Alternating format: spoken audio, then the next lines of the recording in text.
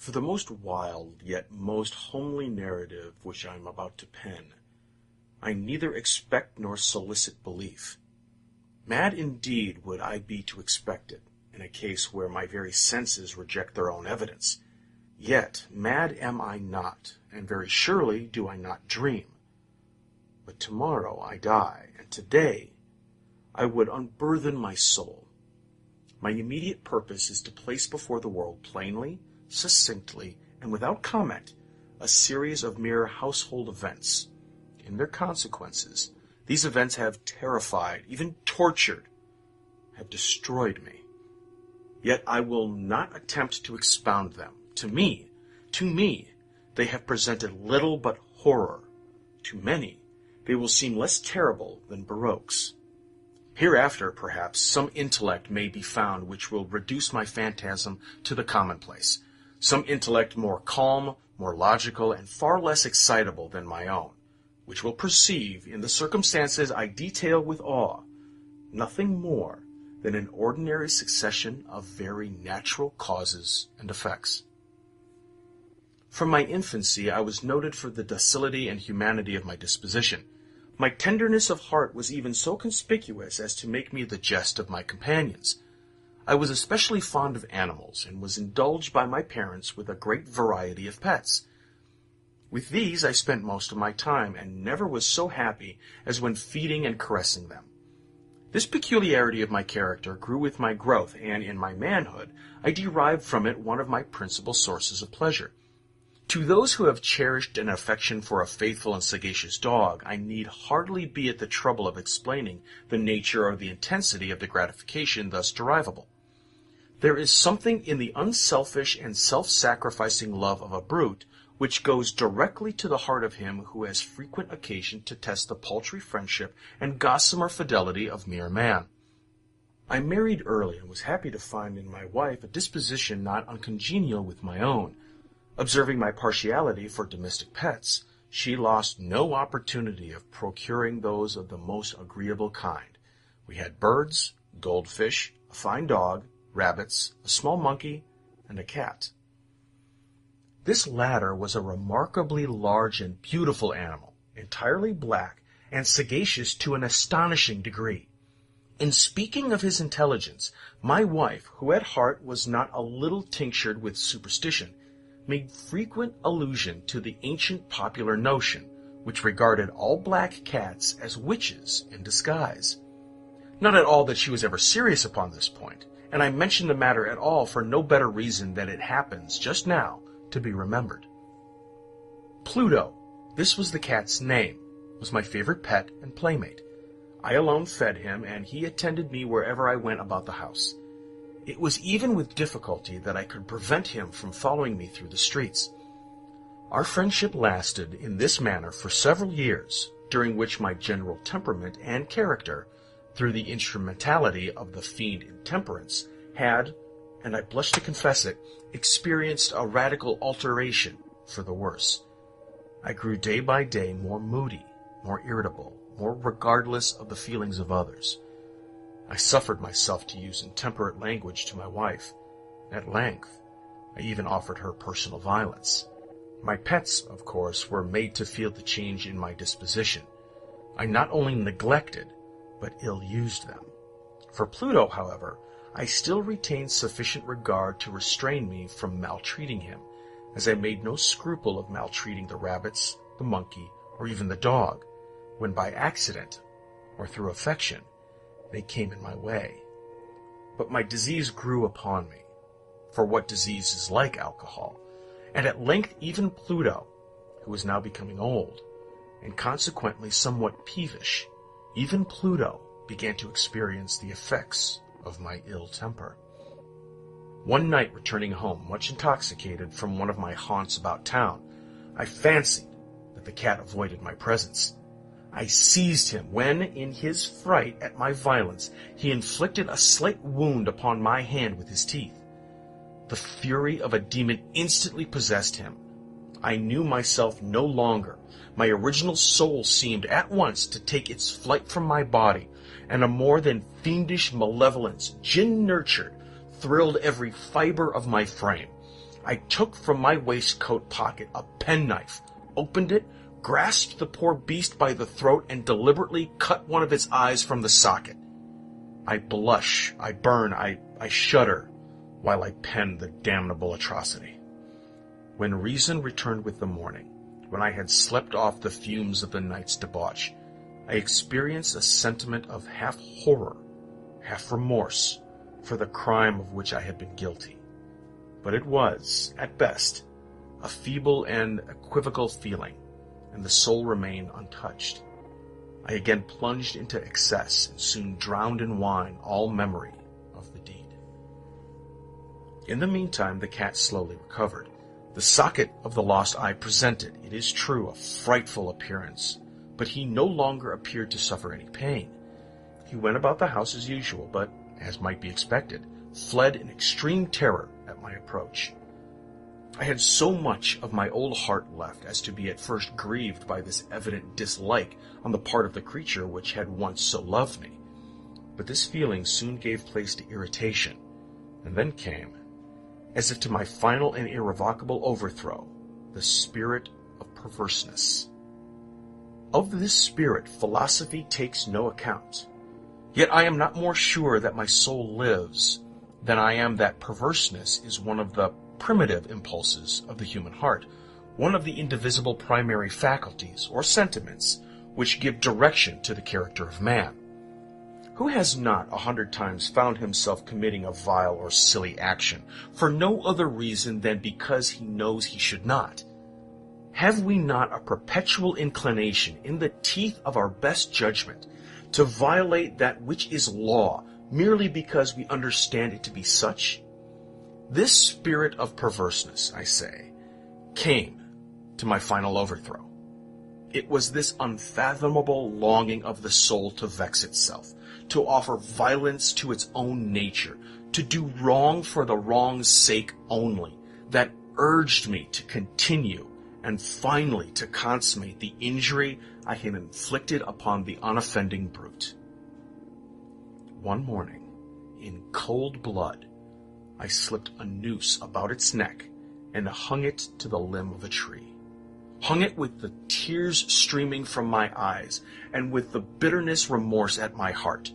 Hung it because I knew that it had loved me, and because I felt it had given me no reason of offense.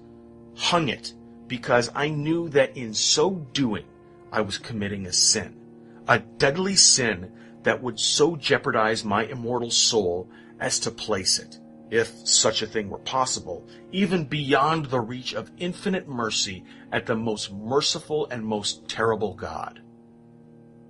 On the night of the day on which this cruel deed was done, I was aroused from sleep by the cry of fire. The curtains of my bed were in flames. The whole house was blazing. It was with great difficulty that my wife, a servant, and myself made our escape from the conflagration.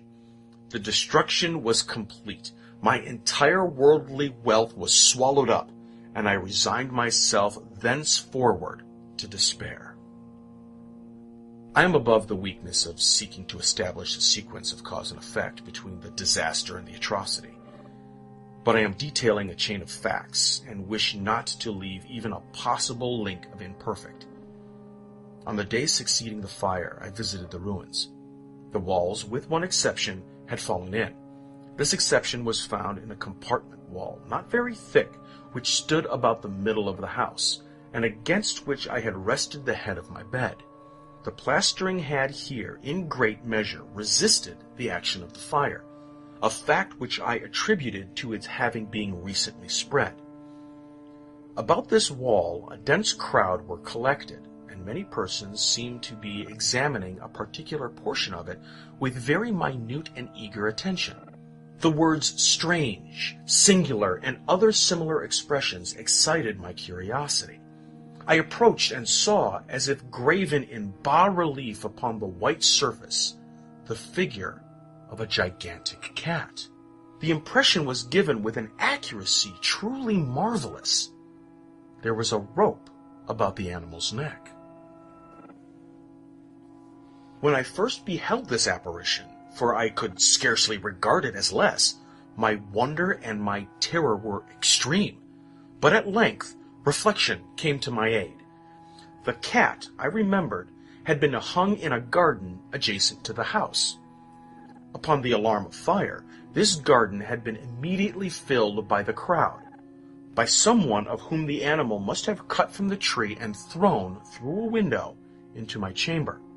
This had probably been done with the view of arousing me from sleep.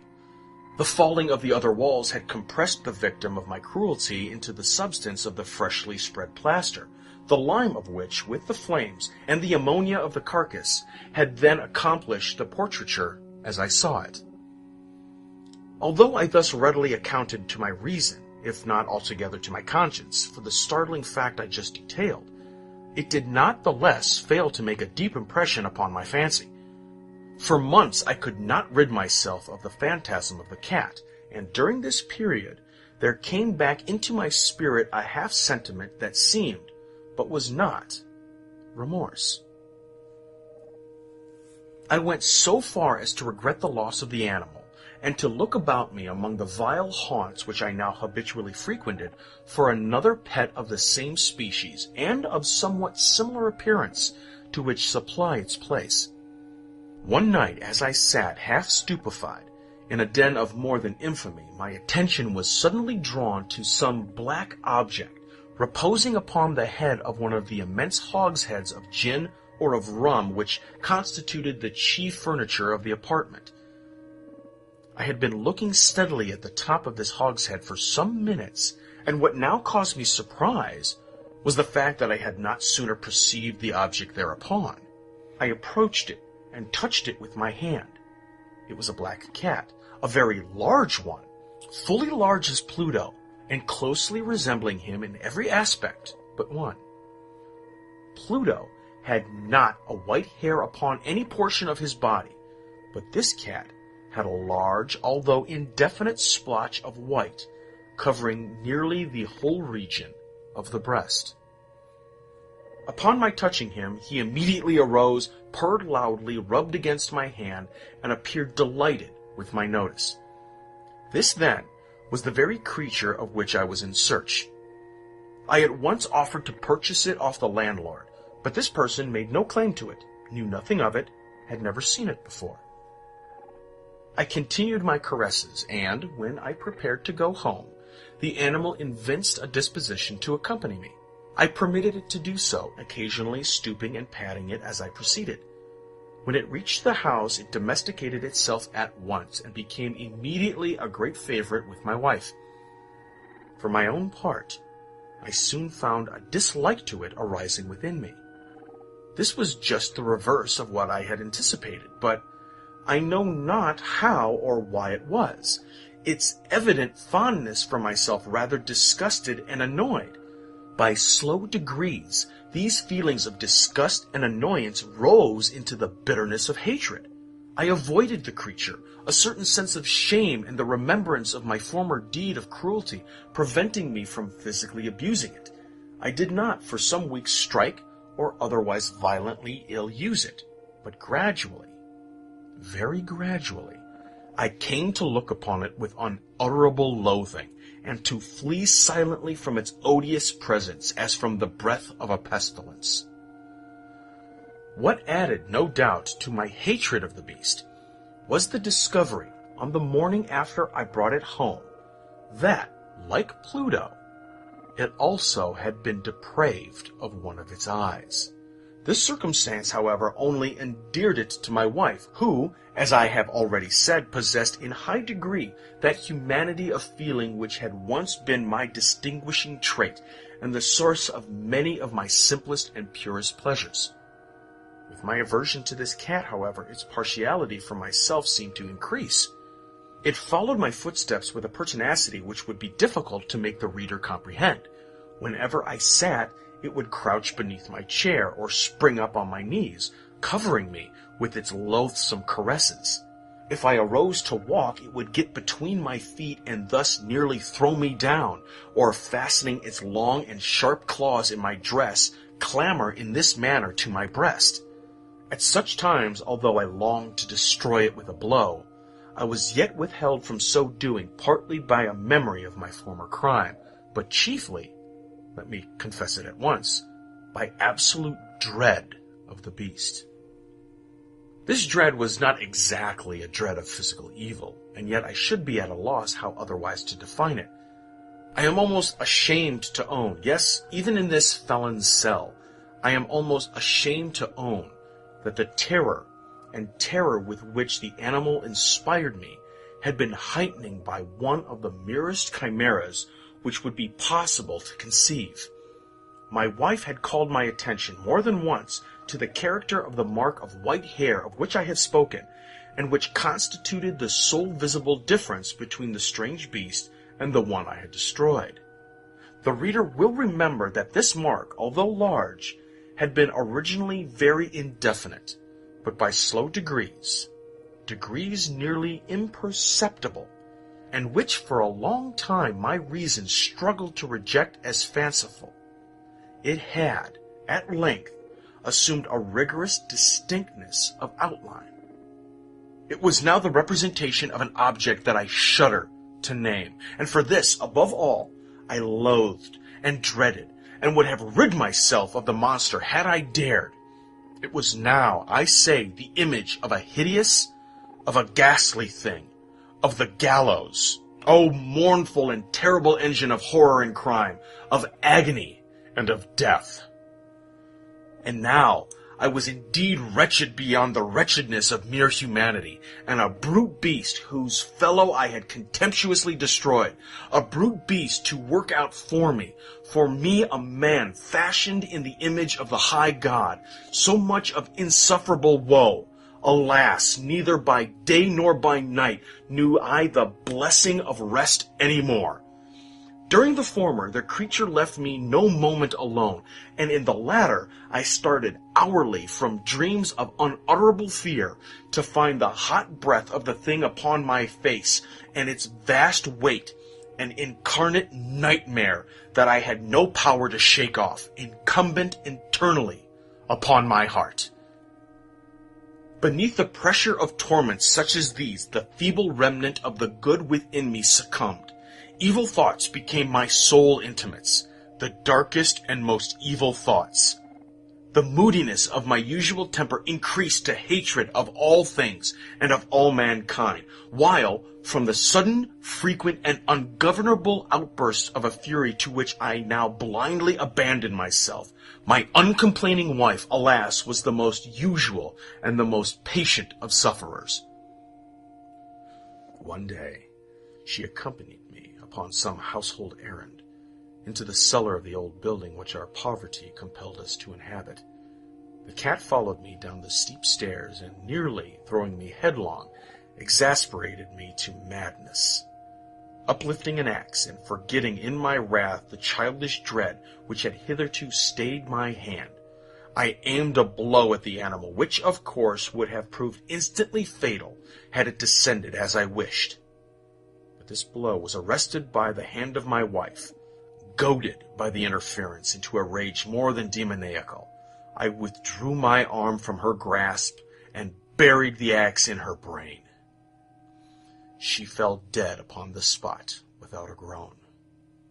This hideous murder accomplished, I set myself forthwith, and with entire deliberation, to the task of concealing the body. I knew that I could not remove it from the house, either by day or by night, without the risk of being observed by the neighbors. Many projects entered my mind. At one period, I thought of cutting the corpse into minute fragments and destroying them by fire. At another, I resolved to dig a grave for it in the floor of the cellar. Again, I deliberated about casting it in the well in the yard, about packing it in a box as if merchandise with the usual arrangements, and so getting a porter to take it from my house. Finally, I hit upon what I considered a far better expedient than either of these. I determined to wall it up in the cellar, as the monks of the Middle Ages are recorded to have walled up their victims. For a purpose such as this, the cellar was well adapted. Its walls were loosely constructed, and had lately been plastered throughout with a rough plaster, which the dampness of the atmosphere had prevented from hardening. Moreover, in one of the walls was a projection caused by a false chimney or fireplace that had been filled up and made to resemble the rest of the cellar. I made no doubt that I could readily displace the bricks at this point, insert the corpse, and wall up the hole as before, so that no eye could detect anything suspicious. And in this calculation I was not deceived. By means of a crowbar I easily dislodged the bricks, and, having carefully deposited the body against the inner wall, I propped it in that position while, with little trouble, I relaid the whole structure as it originally stood. Having procured mortar, sand, and hair, and with every possible precaution, I prepared a plaster which could not be distinguished from the old, and with this I very carefully went over the new brickwork. When I had finished, I felt satisfied that all was right. The wall did not present the slightest appearance of having been disturbed. The rubbish on the floor was packed up with the minutest care. I looked around triumphantly and said to myself, "Here at least, then, my labor has not been in vain." My next step was to look for the beast which had been the cause of so much wretchedness, for I had at length firmly resolved to put it to death. Had I been able to meet with it at the moment, there could have been no doubt of its fate. But it appeared that the crafty animal had been alarmed at the violence of my previous anger, and forebode to present itself in my present mood. It is impossible to describe or to imagine the blissful sense of relief which the absence of the detested creature occasioned in my bosom. It did not make its appearance during the night, and thus, for one night at least, since its introduction into the house, I soundly and tranquilly slept. I slept even with the burden of murder upon my soul. The second and the third day passed, and still my tormentor came not. Once again I breathed as a free man. The monster in terror had fled the premises forever. I should behold it no more. My happiness was supreme. The guilt of my dark deed disturbed me but little. Some few inquiries had been made, but these had been readily answered. Even a search had been instituted, but of course nothing was to be discovered. I looked upon my future felicity as secured. Upon the fourth day of assassination, a party of the police came, very unexpectedly, into the house, and proceeded again to make rigorous investigation of the premises. Secure, however, in the inscrutability of my place of concealment, I felt no embarrassment whatever. The officer bade me accompany them with their search. They left no hook or corner unexplored. At length, for the third or fourth time, they descended into the cellar. I quivered not in a muscle. My heart beat calmly, as that of one who slumbers in innocence. I walked the cellar from end to end. Folded my arms upon my breast, and roamed easily to and fro. The police were thoroughly satisfied and prepared to depart. The glee at my heart was too strong to be restrained. I burned to say if but one word by way of triumph, and to render doubly sure their assurance of my guiltlessness. "Gentlemen," I said at last, as the party ascended the steps, "I delight to have allayed your suspicions. I wish you all health and a little more courtesy. And by the by, gentlemen, this is a very well-constructed house." In the rabid desire to say something easily, I scarcely knew what I uttered at all. "I may say an excellently well-constructed house. These walls— Are you going, gentlemen? These walls are solidly put together." And here, through the mere frenzy of bravado, I rapped heavily with a cane which I held in my hand upon that very portion of the brickwork behind which stood the corpse of my wife of my bosom. But may God shield and deliver me from the fangs of the archfiend. No sooner had the reverberation of my blows sunk into the surface than I was answered by a voice from within the tomb. By a cry, at first muffled and broken, like the sobbing of a child, and then quickly swelling into one long, loud, and continuous scream, utterly anomalous and inhuman, a howl, a wailing shriek, half of horror and half of triumph, such as might have arisen only out of hell, conjointly from the throats of the damned in their agony, and of the demons that exult in the damnation. Of my own thoughts it is folly to speak. Swooning, I staggered to the opposite wall. For one instant, the party upon the stairs remained motionless, through extremity of terror and of awe. In the next, a dozen stout arms were toiling at the wall. It fell bodily. The corpse, already greatly decayed and clotted with gore, stood erect before the eyes of the spectators. Upon its head, with red extended mouth and solitary eye of fire, sat the hideous beast whose craft had seduced me into murder and whose informing voice had consigned me to the hangman. I had walled the monster up within the tomb.